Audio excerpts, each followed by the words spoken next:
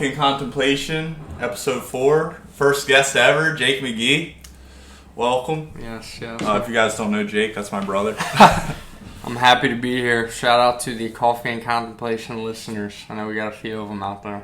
It's on its way to being the best podcast in the world. Yeah, we're like top of the stream, Yeah, top of the charts. Top of the charts. Making our way slowly but surely. Yeah. You were a big influence on the Coffee and Contemplation podcast. Yeah. That's something I got from Jim Hopper, Stranger Things.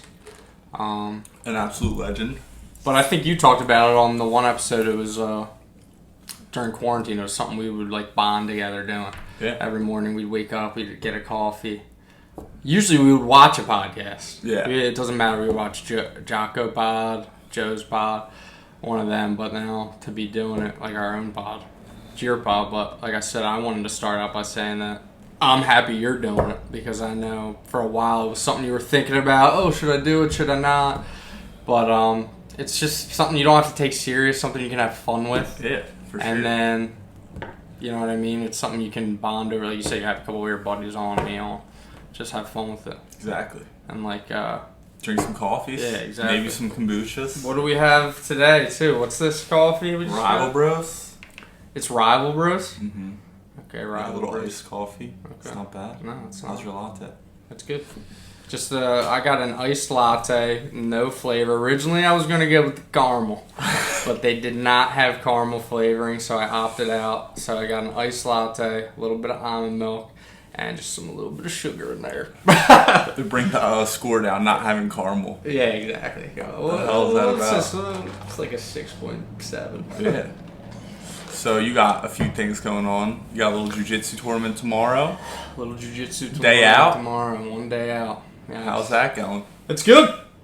I'm looking forward to it. It's always fun to go out and compete. You know what I mean? I feel like I miss that part of, you know, as you get older. I mean, I'm still only 25, but you talk about it too. And it's like we grew up always playing sports or doing something. I played college basketball, and it was like, as you get older, you miss out on like kind of that competitive atmosphere, I feel like. So for me, like picking up the jiu-jitsu, which is just something I've kind of like fallen in love with, and it's like, dude, it's fun to get out there. It's fun to get out there and get those nerves. For sure. You miss those, you know what I mean? You miss that feeling where you're like a little nervous, your palms get a little sweaty, and you got a little bit on the line there. Yeah, like actually competing. Yeah. Because I feel like, like I was saying, I was playing pickup basketball yesterday, and like I played college basketball, and I suck now. Yeah. And it's just like noticing where I was at to now, and even not just like a pickup thing where it's not competitive, but where you're training for something and then actually putting it on the line is like, like that's something that growing up, if you play competitive sports, you do all the time. Yeah. And then you just stop doing it. I feel like you shouldn't just stop. You know what I mean? A lot of people do. They just fall into that, now.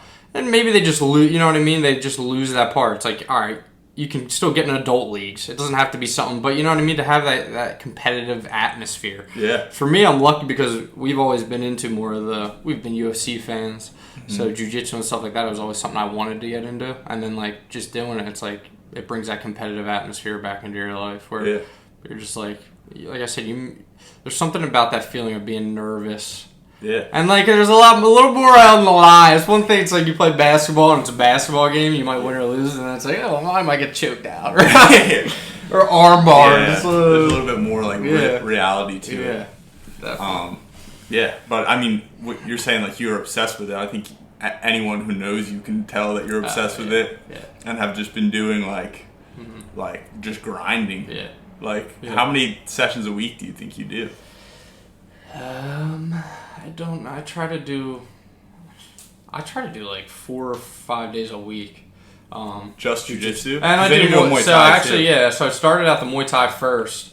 I did that still consistently, and that's Tuesday, Thursday, Saturdays. Typically, the Muay Thai classes go. So I'll hop in there and do those. And I think I did the Muay Thai for almost a year before I even had ever started the jiu-jitsu. I always knew I kind of wanted to get into it, but it's also like a money thing. I was still in college, and it was like, it can be expensive. You're paying that monthly payment. But once I got out of school and had like a regular job, I pretty much hopped right in there. So now I try to double it up a couple days a week. I try to do 3 or 4 days a week, and then I'll typically double it up Tuesday, Thursdays with the jiu-jitsu and Muay Thai. Yeah. But I mean, it's fun, man. Yeah, it's. And you started the jiu-jitsu before me originally. Yeah. And you were kind of telling me the same thing, you know, you gotta freaking start. Because it is, and it's like once you do start and you get in there, like you said, there's always a million reasons not to do something. Yeah. Your mind will come up with, and even when I had started the Muay Thai, I was like, oh, do I want to start the jiu-jitsu? It's just so fun, too. So like, fun. There's nothing better than, like, rolling. And even if you're getting your ass kicked, it's, like, a good workout, and it's just fun to kind of just go and roll. Oh, my God. But, yeah, like, having the Muay Thai and being more well-rounded, I do think is more, like, I don't know, relevant to self-defense. Oh, my God. Yeah, I mean, like, I sent you that Instagram video of the dude, like, scooting towards you. Yeah. I think there was that other one going around that I sent a couple of my friends because they know I do.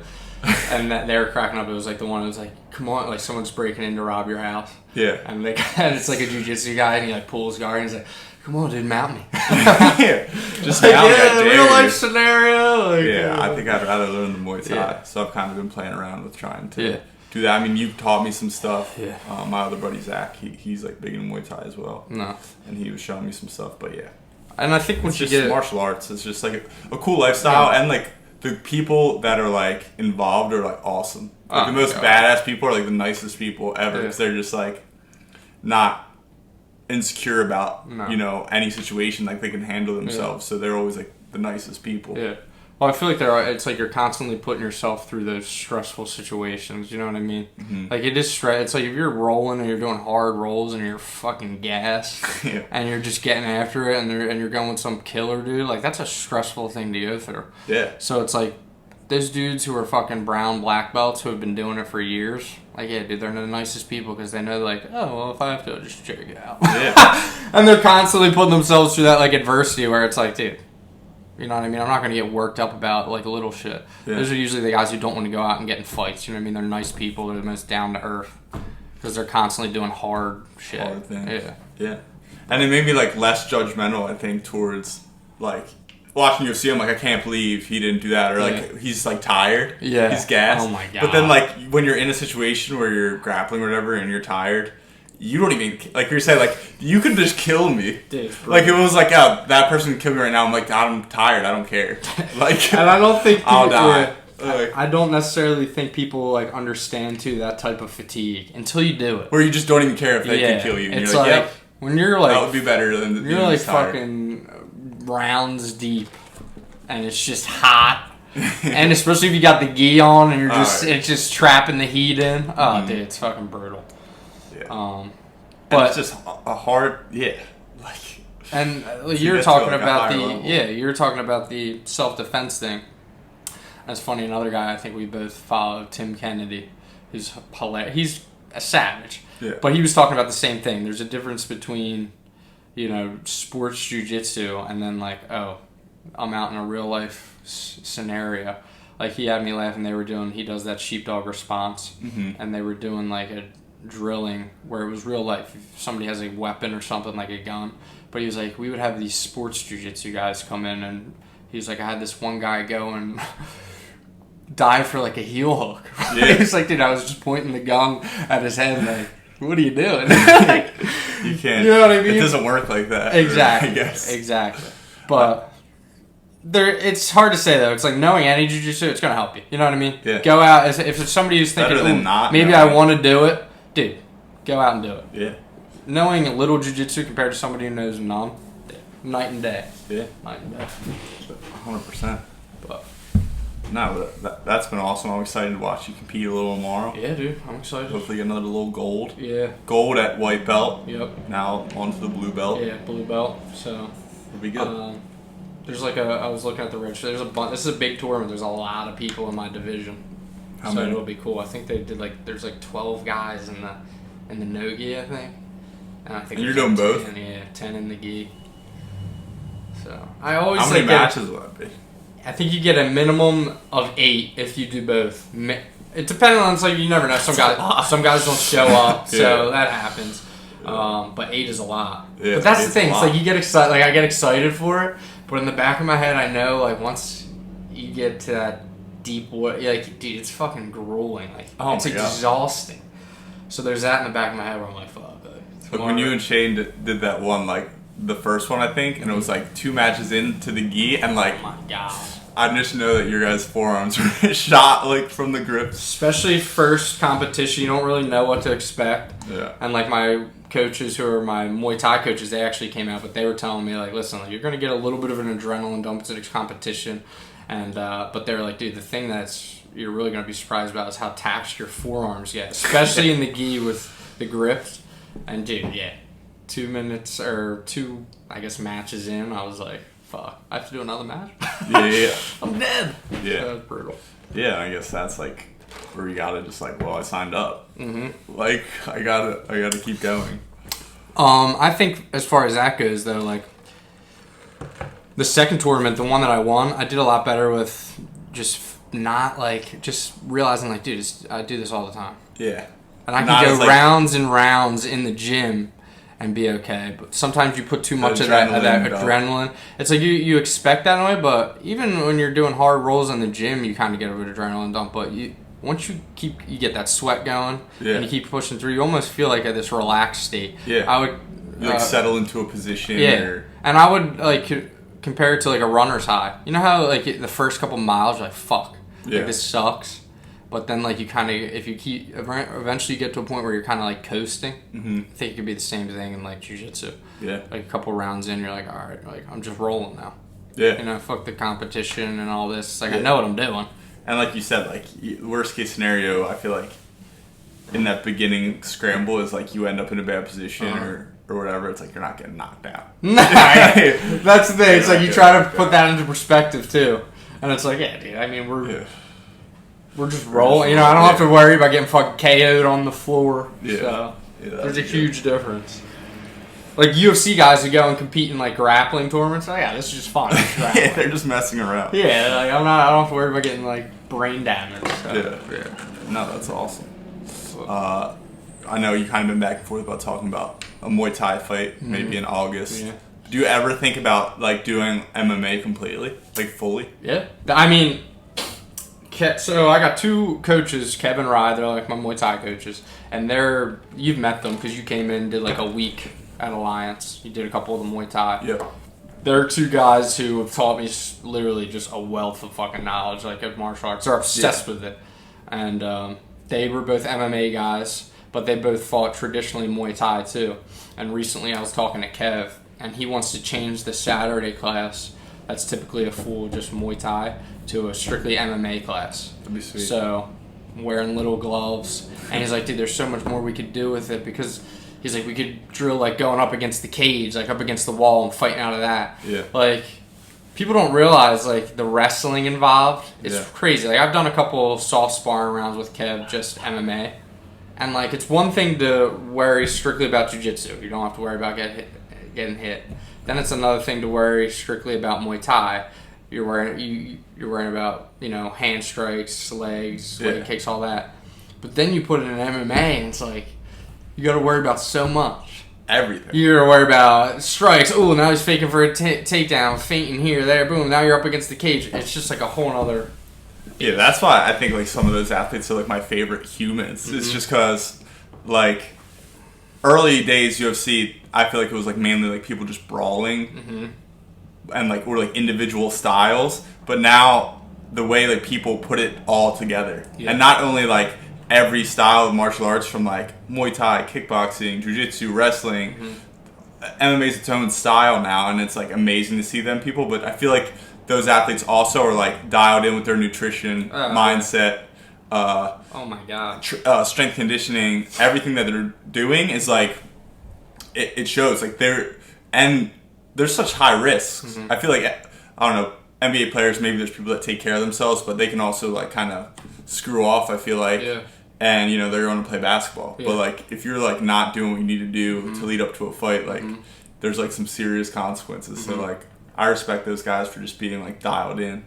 On all those aspects. I think that's the reason why me and you originally both got so like attached to just being UFC fans. We started kind of watching like the Embeddeds. We were originally huge Conor McGregor fans. So, but it's like when you do like kind of take a deeper dive into the lifestyle that they live. Yeah, it's awesome. It's like you do. I mean, even like just me doing it now that I just do the Muay Thai Jiu-Jitsu. it's like in the back of your head, you kind of know like you're relying on your body. You know what I mean? At the end of the day. So it's like you feel best when you are dialed into your nutrition, hydration. Sleep. Like, dude, the days that I feel like shit and in the gym rolling or doing Muay Thai, is like I've been eating like shit. Yeah. You know what I mean? At the end of the day, like it almost forces you into that healthy lifestyle where it's like you know you're gonna have to depend on your body. Like so, tomorrow, I know I'm gonna grapple hard and it's gonna be exhausting. So I've been dialed into like my diet because in the back of my head, I know I feel better. You know what I mean? I know I feel better when it gets fucking exhausting. I know, all right, I've been pushing myself. I've been dialed into my nutrition. I'm not gonna be thinking about the fucking cheeseburger. You know? You don't want to eat like shit. Eat like a pizza tonight and then just. And then tomorrow, like my stomach, like. Well, I feel like sleep's a big one, and you've been working night shift. Yeah. How's that go? Like, how does that affect you at all? Or are you kind of in a routine now, or what? I mean, it definitely affects, because you know all that stuff, and you're way more in depth into all that than I am as far as like the circadian rhythms and all that shit. Like Dr. Huberman, he's another guy that we listen to, but he talks about that, and it does. The thing that fucks you up about night shift, and I've been doing it for a little bit now, is like your days off. So it's like you can kind of get into a routine where you're working nights, and then you come home in the morning and you sleep. And then I'll try to get like 7 or 8 hours in. And then I wake up, and when I wake up, I treat it like a morning. You know what I mean? It's like I usually will wake up, get a little breakfast in. Typically, I just do water, coffee, and like some fruit lately, because I know, and that's it. And then I'll go and I'll treat my night jujitsu classes and stuff like that like a morning workout. Yeah. And then I go into night shift after. But I feel like as long as I'm getting the 7 or 8 hours, I feel good. Fine. And as long as, and the other thing is, and you talk about it all the time, just being dialed into your diet and shit. Yeah. I feel so much better when I'm eating healthier with my sleep and all my energy. Yeah. And you know what I mean? I know it sucks to work night shift, but like it is what it is at the end of the day. It's still 8 hours that you just have to be. If you have your lifestyle dialed in all around that, it's like, dude, who cares? Yeah, if your environment's gonna like set you up, I feel like for success, and you're like planning your week and what you're gonna eat, and you know, and it's not like a guesswork, you're gonna be successful. But I feel like if you're like, I'm hungry, what's around me? Wow. We get this, which everybody's guilty of. Which sometimes though, definitely important to eat like healthy. Sometimes it's like, dude, I just trained hard as fuck. I just need something. Yeah. Give me something in my, you know what I mean? You can't be like crazy. I mean, people are, and it's probably not bad, but like if you're like stressing yourself out about what you're eating, like whatever. Yeah. Like if you're mainly eating healthy, like I eat fairly healthy throughout the week. Yeah. But like on the weekends, like I probably am not. Yeah. So you don't want to be a robot. I don't like living like that. No, like stressing about like what I'm eating constantly. No. Yeah. It's like it's probably gonna be fine if I work out and dude, do exactly. Whatever. And we always, like you said, we go out with our friends on the weekends. It's just all about like the balance. Yeah. Not too much of anything, you know what I mean? Yeah. So balance everywhere in life. No, exactly. But no, as far as like the night shift goes, like as long as I get that 7 or 8 hours and I get like a sweat in before I go into work, that's when I usually feel the best. Yeah. Yeah, I mean, I even feel like just like there's days where I generally know, like if I don't work out, like I know I'm gonna feel off or like have a weird little energy that sometimes I just need to burn off, and it's like, okay, now I'm back to neutral. Like working out is almost like that fix for me, where it's like I need to do something today, or I'm gonna be like not the best version of myself. I'm gonna be a little like frustrated or whatever for no reason at all, but just because I don't know, I have this pent up energy that I need to burn off. Like so true. And for people who like aren't necessarily exercising, I imagine they feel like that all the time, and then they get probably just like stuck in mood swings or different things like that. Yeah. Where it's like you probably just need to like burn off some of that energy with moving your body. Yeah. Yeah, I mean, I don't think there's anything better you can do for yourself than putting yourself through like a hard work. You know what I mean? There's just something about getting like that sweat in, where you know you did something difficult, and like you start to think a little more clear. Yeah. You know what I mean? You might be like in a little rut or something, and everybody goes through crap, you know what I mean? So it's like you're in like a little rut, but I don't know, you go get a couple miles in. Yeah. all of a sudden you're like, oh, I feel a little better. You're like too tired to think about all that stuff. Yeah. You know? I know. So, for sure. No, it's good. So, I guess the thing, like, the title of this episode was going to be, like, think for yourself. Mm-hmm. So that's something you always say, and I think it's, like, so relevant now in our times. Is like, we always say, like, people don't think for themselves, and it's almost like people have a narrative of whatever they're going to follow. So I think things are just really, like, polarized. Like, either on one side or the other side, and no one is really kind of talking in the middle. But, yeah, I think, how do you... The think for yourself thing, I feel like you always say that. Yeah. Like, what did that... No, I mean, I just think, for me, it's like, especially I think the biggest downfall to people not thinking for themselves is social media. Yeah. It all comes down to, like, we're constantly distracted by our told phones. What to think or what to believe. Yeah, and everything you follow on your Instagram or I don't even have Twitter anymore. I haven't had it for a while. Yeah. But it's like, any of that stuff, it's like, people don't actually dive into it. They see the headline, and they're like, "Oh my god!" And then it's like, and now that's how they think. They get, like you said, triggered, pissed off, and that's what that is. It's like, I think you just have to take the time to separate yourself from all that and think, okay, this thing happened, whatever it is in the world or whatever, and everybody's in an uproar about it. But kind of detach from all that and just think about it for yourself. Like, how does this actually make me feel? Yeah. Despite everybody else's fucking reactions. Is it even worth my attention or my reaction? Exactly. Like, sometimes, like, my big mantra has been, like, I control what I can control. Yeah. And it's like, if I can't control it, like, I feel like it's not worth my energy at this point to, like, go down a rabbit hole and spend hours of something that's just getting me pissed off because I saw it on social media. Like, I don't think we're meant to be, like, throwing all this information constantly. No. Especially with how triggering things are now. Like, everyone's just, like, one side or the other side are frustrated. Yeah.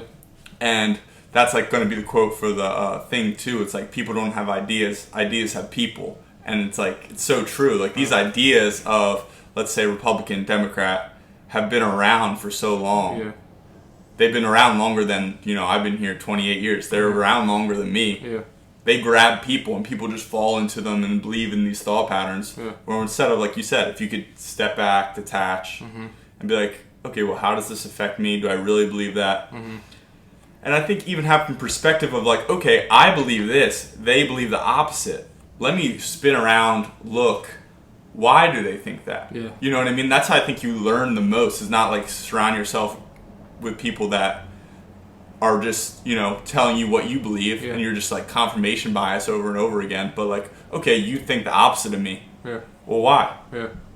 Because I have something to learn there. Yeah. Like, I could flip around and learn, but... No, I agree 100%. Yeah, it's just, like you said, most people can't sit with themselves. You know what I mean? We are constantly distracted now. I think social media is a great thing. Like you said, you're able to do podcasts. You're able to get so much knowledge and stuff all on the internet, and you can use it as a positive resource, like information, all that stuff.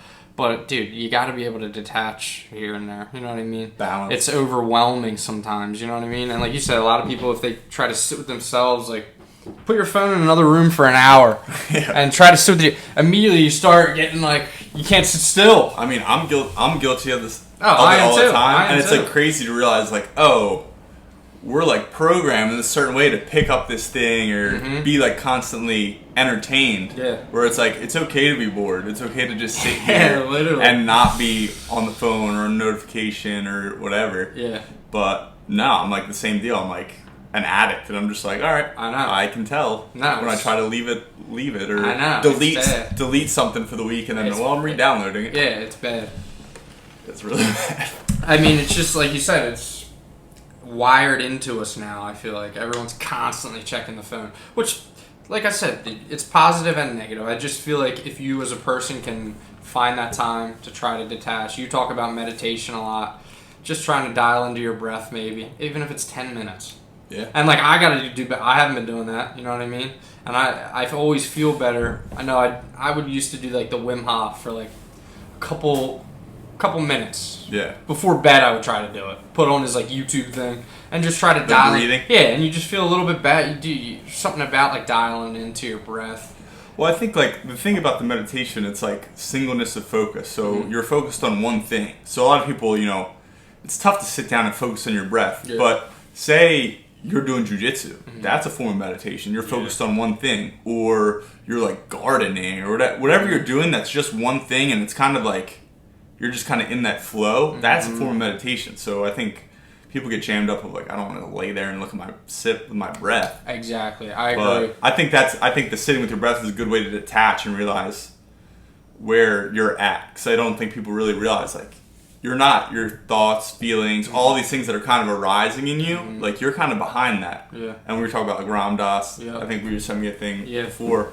But he talks about like you're this witness behind all of that. And if you can get to that space, you can just watch it all kind of show up. Or like, oh, that thought is weird, or a random memory, or a sound. Yeah. Like it all just kind of comes and goes. So same with your breath. It'll just come and go. So I think it's a good place to like start to just realize where you're actually at. Yeah. No, I agree. And I think you were talking about like that state of flow, and I think that's the other reason why I've gotten so like addicted to the Muay Thai and the Jiu-Jitsu is like it doesn't have to be those things. People are into different things. It could be artwork, it could be reading, it could be writing, it could be meditation, it could be anything. But I think if you find something that draws you into that presence where you're completely present and like everything else kind of just disappears.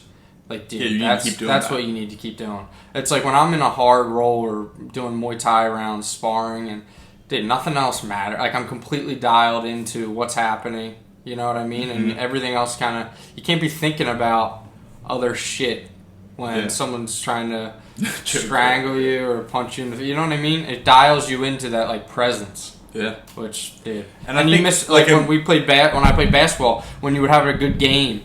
Yeah. And you were in that flow state. It's the same thing where you're like, oh, you know what I mean? And all these people are watching. Yeah. There's something about, like, that state of, like, you're just completely dialed in. And, like, I was thinking about that in terms of, like, okay, well, we're doing that in sport, but what if you could live your entire life like that? Yeah. Like, I spend times where it's like, what if I could live my mornings and my work day and everything in this flow instead of, like, worrying or stressing or get caught in a thing of, well, I should be doing this later, da-da-da. But if I'm, like, present... in the moment, things usually take care of themselves, and it's just like an easier flow of a day. Yeah. So I feel like I'm like bringing things to me instead of like stressed and like head down and worried about shit. Whoa! Sorry, guys. No, I agree. I think a lot of that comes down to too like trying not to let other people affect your energy. It's so much easier said than done. It's like, dude, we're all human beings. People are gonna annoy you or you're going to get irritated or you might not be in the best mood.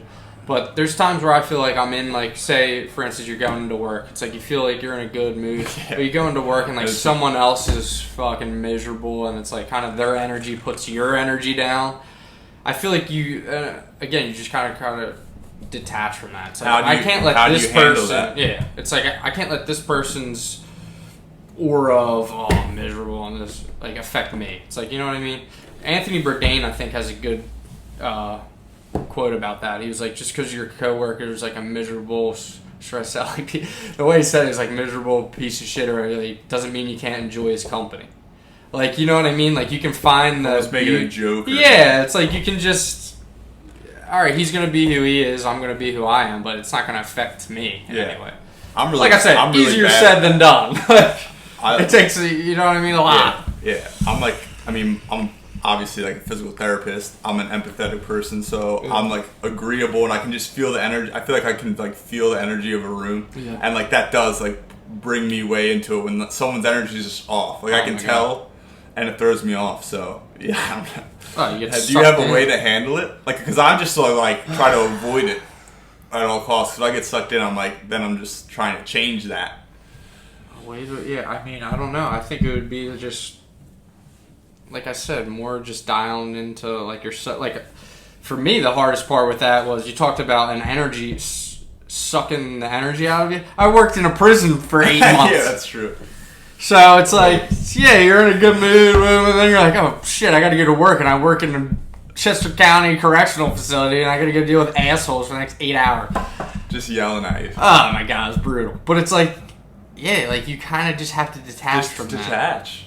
Which, like I said, it's... How hard is that to do? Dude, it's the hardest. It's the hardest thing to do, especially in prison. Well, yeah, you walk in there and it's like immediately confrontation. Immediately one of the inmates calling you out on some shit. Yeah, what else from day shift that I wasn't even there for. It's like, dude, I don't know. Like, I just got here. But, yeah, it can be like that anywhere, though. You know what I mean? It's like people are always going to be miserable in a way, like certain people. And there's days I'm miserable. We are. You go through days where you're in a funk and you don't necessarily feel like talking to anybody or you're in a bad mood. That's fine. That's normal. You're a human being. But I think the only way to deal with it when you don't want your energy taken down, just realize, all right, I'm separate from that. You know what I mean? Yeah, and I think, well, I mean, this is like a meditation podcast now, but if you know where you're at and you can like detach, like put like a boundary up between you and that person and be like, okay, well, they're going to be like this today. You're only letting like a certain, like you have to set a boundary around that person, especially if they're going to suck you down and bring you down or do whatever. It's like, hey, like, look, like I'm not in like a space right now to hear this today or whatever. Like, because sometimes you're not. Maybe you're like in that mood too, and you're like, this is just gonna put me over the edge. You probably like go there with them. Yeah. So, yeah, I think boundaries are a big thing. Yep, definitely. Anything else? Any questions? I'm out of questions. I have no questions. Yeah. Podcast. I know. We got a couple of listeners. A couple of my buddies have listened to the podcast. They've been enjoying it. They've been enjoying the journal entries too. Oh yeah, yeah. And I think I've been wondering if anyone's doing this. It's like, well, that's the other thing. To be honest, I haven't done. Right? It's like, that's the other thing that's hard. It's like you tell yourself, "Oh, I'm gonna sit down and write a little bit," and then you just can't do that. You're like, "Fuck, this is harder than I thought." Yeah, I'm good about writing. Like I'll write every night, but I usually don't have a prompt. Yeah. And I've been trying to do these prompts. Yeah. And I don't even really like. I've done a couple of them. Yeah. But I haven't done every one. It's kind of just writing. Yeah, it's hard to freaking dial in. But I think it helps, like, if you're just starting out to have a direction to go. Yeah. Instead of just, I don't know, maybe the opposite. Maybe you don't want a direction, you just kind of want to blurt stuff down. Yeah. I think it's beneficial. It's cool to go back, too, because I've been, like, journaling probably for, like, 5 years now. So it's cool to go back and, like, see what I was thinking on random days throughout the past 4 or 5 years. Yeah. It's, like... Yeah. Cool to fill that in. When you go back and read it, you're like, oh shit, I was thinking that then. Yeah.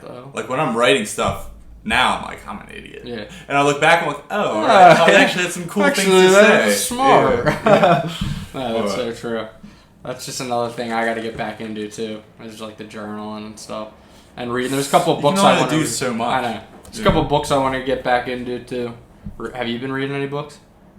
I basically just read, like, I have, like, 3 or 4 of these, like, Depths, like, Carl Jung books, like that red book, that I kind of, it's just so deep where it's, like, I have to digest, like, a page at a time. Yeah. So I kind of just cycle through reading those. But no, I haven't really been, like, once again, I'll read, like, a page or 2 of those at night, but not finishing books left and right. There was a point in time, I think early quarantine, where I was like finishing a lot of books and kind of forcing myself to. And now I kind of just like, what do I want to read? I'll pick up a little bit of this book. Yeah. Instead of like forcing myself through a book I hate. Nah, for sure. Because that can be like a chore too. Yeah. It's like, I'm not even fucking like enjoying this. I'm just like, I started, I have to finish it. Yeah, it's like I'm fucking just reading this so I can tell people I'm reading it. It's like your ego. You're like, hey, I read this book, I hated it. I just powered through it. But whatever. Fuck. Alright, Coffee and Contemplation, episode 4. We had to turn the AC off so it didn't buzz, so it's hot in here. Yeah, now we're sweating. So thanks for listening, guys. Appreciate it. Jake, thanks for coming on. Appreciate it. It's a pleasure to be the first guest. First guest, Coffee and Contemplation. Oh, baby. Oh.